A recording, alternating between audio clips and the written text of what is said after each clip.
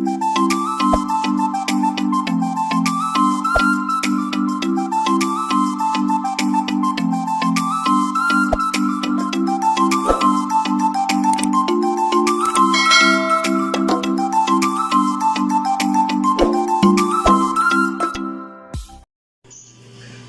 guys! Welcome to Ate Marian's channel. Ayan, meron tayong i-unboxing for today na washing machine.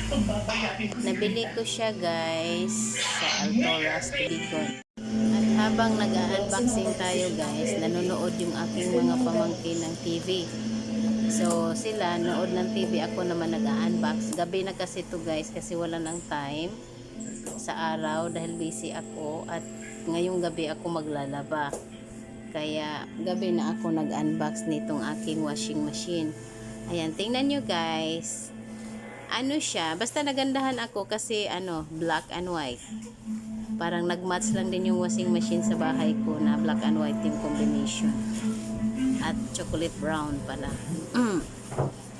Yan kasi ang hilig ko sa kasi hindi siya dumi. Aywan ko, basta para sa akin nagagandahan ako ng black and white na combination. Tapos maglalaban na ako. Ayan, tingnan niyo guys. Bumuksan ko na yan siya. Papakita ko sa inyo yung loob. Ayan.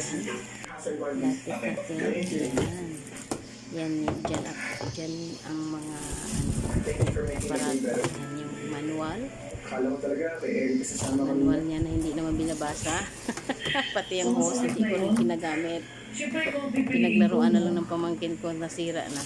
Okay lang kasi hindi ko naman ginagamit. Dami ko rin kasi mga pamangkin. Ayan, yung mga plastic, tatapon ko na yan. Kita ko na naman sa iyo yung spin dry. Ayan, meron siyang pangharang to protect and masira. Basta maganda siya guys, talaga. Kasi sulit na sulit din yung price sa kanya. Anong tawag dito? Mahal kita.